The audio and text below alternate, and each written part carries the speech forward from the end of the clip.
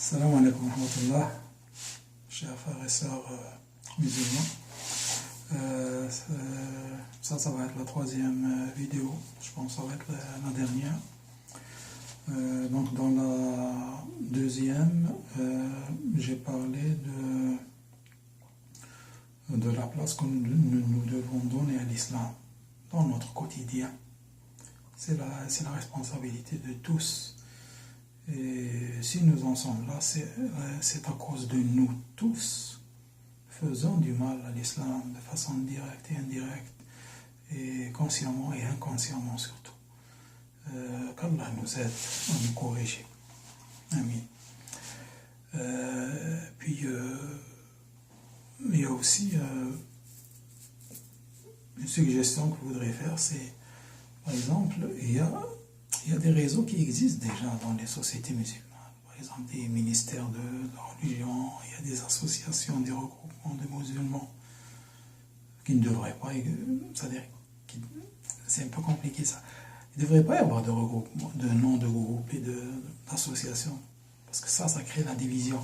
Mais puisqu'ils existent déjà, s'ils s'enlèvent, mais ils peuvent, c'est-à-dire faire des actions dans leur réseau, ils se connaissent entre eux et tout, puis essayer d'enlever ces noms-là, ça ne fait que des problèmes, ça, c'est les chiites, les sunnites, les salafistes, tous les istes, là. Mais les réseaux qui existent déjà, ils peuvent faire beaucoup de choses parce qu'ils sont efficaces, et ils ont des liens de communication. Ils peuvent faire beaucoup de choses pour se pencher sur nos problèmes actuels, et puis les affronter, et puis essayer de les résoudre, ou au moins les atténuer. Puis utiliser ces réseaux-là pour élever la parole d'Allah, pour se rapprocher plus d'Allah et du prophète, par les hadiths authentiques seulement.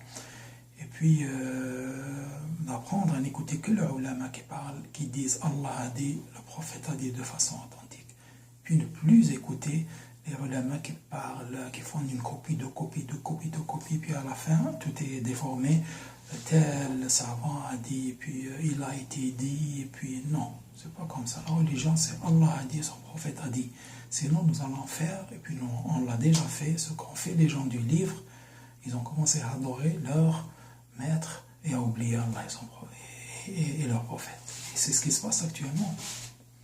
On n'avait qu'à voir, il y a beaucoup d'imams et de savants, ils parlent pendant 1 heure, mais ou bien ils font le prêche, tu entends rarement le Coran et le hadith authentique. Tu entends plus tel a dit, puis tu entends aussi des poèmes, ce qui est vraiment condamnable. Les poèmes sur les manabres d'Allah, ça n'a jamais existé, ça.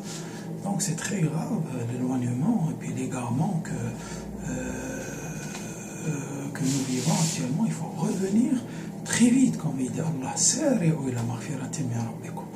Nous sommes de plus en plus égarés et c'est très grave. Et nous nous approchons du point de non-retour. Et j'espère qu'Allah nous aidera à revenir vers lui et vers son prophète et vers le Coran et vers la sunna authentique. Amin. Parmi les suggestions aussi, il y a le rôle des associations, etc. Le rôle des messagers, des imams. Les imams devaient être plus actifs dans leur société, toujours en obéissant dans les limites, les règles de leurs supérieurs, et puis surtout en obéissant à Allah et à son prophète. On sait qu'il y a des contraintes, mais on fait le mieux qu'on peut. Et puis ils peuvent toujours demander la permission, bien sûr. Est-ce que je peux faire ça, je peux faire ça, mais il faut qu'ils fassent des efforts. Il ne faut pas qu'il reste un salarié comme les autres. Et lui, il est surtout employé chez Allah, il ne faut pas qu'il oublie ça. Et puis le rôle de l'enseignement, ça c'est très important. L'islam est pratiquement absent dans l'enseignement, puis à l'école primaire, au secondaire, et puis à l'université. Ça c'est très grave, Puis la langue arabe, elle est très très mal, elle est marginalisée dans certains pays. Et puis la langue arabe, c'est le sang, c'est le poumon du Coran. Et même les convertis sérieux, ils apprennent très sérieusement la langue arabe. Ils passent de 10 à 15 ans à étudier pour apprendre l'islam. Et nous, on connaît l'arabe et puis il nous reste juste quelques petits efforts à faire et puis on la néglige. On ne pourra jamais saisir l'islam et le Coran et le hadith sans la langue arabe. Nous savons tous que toute traduction, dans toute traduction, il y a des pertes. Parce qu'on ne peut pas toujours trouver l'équivalent d'un mot en passant d'une langue à une autre. Ça, c'est impossible, ça c'est connu. Donc, il est indispensable que la langue arabe et l'islam reprennent vraiment une place importante dans l'enseignement. On garde les acquis, on garde tout ce qu'on est en train d'enseigner, et pas de problème avec ça. Mais la langue arabe et l'islam doivent reprendre leur place. Et puis, ils doivent être respectés dans la notation, les coefficients, dans l'obtention des diplômes et tout. Si on ne fait pas ça, ça veut dire qu'on est des hypocrites. On est des hypocrites, ça veut dire qu'on ne fait rien pour l'islam. Et on n'a aucune raison de dire qu'on est des musulmans. Et puis, non. Celui qui ne fait pas ça, il ne fait rien pour l'islam. Et puis, le réveil de l'islam est beaucoup basé sur le bénévolat. Le bénévolat qui active une grande partie des pays développés. Il y a beaucoup de gens qui font du bénévolat, des vieux de 70 ans et 80 ans, des jeunes de tout âge, ils font du bénévolat dans tous les domaines. Et nous, on ne fait rien dans aucun domaine. On devrait au moins, et surtout le faire pour l'islam. Les gens qui offrent des heures et puis de l'énergie et de l'argent pour cette religion-là, de différentes manières. Ce n'est pas des idées qui manquent. Celui qui cherche des idées n'a qu'à me contacter sur Facebook et je lui dirai, Inch'Allah, avec l'aide d'Allah, je lui trouverai des choses à faire suivant son cas, suivant qu'est-ce qu'il est dans la société, suivant sa situation matérielle, suivant son niveau d'instruction, etc. C'est comme ça que nous allons nous entraider pour élever la parole d'Allah. Sinon, nous voyons ce que nous avons fait, nous voyons où est-ce que ça nous a mené. Et Allah sait ce qui va nous arriver encore si on continue comme ça. Parce que pendant que nous, on ne fait rien, c'est Shaitan, il fait tout. Les hommes sont en train de se marier entre eux, et puis ils sont en train de vouloir avoir des enfants de je ne sais pas quelle manière, adopter des enfants, et puis regardez ce qui se passe dans le monde, regardez ce que ça, Shaitan fait. Et nous, on ne fait rien là. Nous n'arrivons même pas à subvenir à nos besoins. Pour ce qui est de dunya, prenez de dunya ce qui est suffisant pour vous pour atteindre l'akhira. Ne courez pas derrière dunya comme le font les non-musulmans. On n'a pas été créé pour jouir de la richesse et pour chercher dunya pour dunya. On a été créé, les musulmans, l'être humain a été créé pour être musulman. Si Allah veut bien, s'il le mérite. Et puis une fois qu'il est musulman, il adore Allah et puis il met tout au service d'Allah, tous les bienfaits d'Allah au service d'Allah. Bien sûr, il va jouir de tous les bienfaits d'Allah avec raison, bil ma'rouf.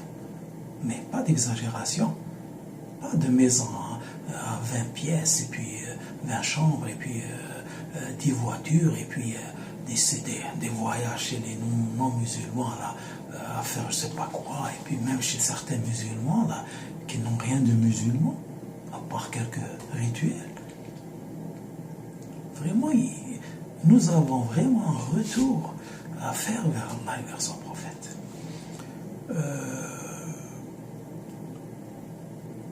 Et puis aussi, il ne faut pas négliger le rôle de chaque musulman. Chaque musulman doit faire la dawa, comme il peut. Au minimum, chaque musulman doit faire l'effort personnel et lui-même, il doit faire la dawa par son comportement et c'est la meilleure dawa. Par son comportement, il va influer ceux qui l'entourent. Musulmans égarés ou bien non musulmans, ou bien... Et puis si Allah lui a donné d'autres bienfaits, il n'a qu'à les utiliser pour l'islam. Informaticien, il n'a qu'à faire des choses pour les musulmans, pour l'islam, des jeux vidéo pour éducatifs, islamique, beaucoup de choses dans l'islam. Si on commence à chercher ce qu'on peut faire, chacun peut, les scientifiques peuvent faire des choses, les militaires, les agriculteurs, on doit tout faire. Une fois qu'on veut, Allah va nous éclairer. Il suffit de vouloir. Une chose aussi importante que je l'ai dit, je le répète, on ne doit écouter que les ulama qui disent Allah a dit et le prophète a dit de manière authentique. Puis, on doit